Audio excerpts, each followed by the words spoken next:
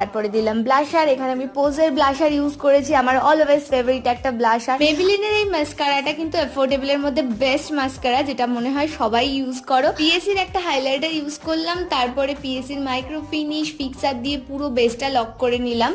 এরপরে আমি ইউজ করলাম আমার অলওয়েজ ফেভারিট একটা লিপস্টিক মেবলিনের, সেটাও। আর এটা হলো আমার ফাইনাল লুক। তোমরা কেমন হয়েছে অবশ্যই জানিও লুকটা। আমি রেডি হয়ে চলে গেলাম বিয়ের ভেন্যুতে গিয়ে দেখি ব্রাইডের ফটো সেশন চলছে আর ফটোগ্রাফার ব্রাইডকে পোজ দেখিয়ে দিচ্ছে।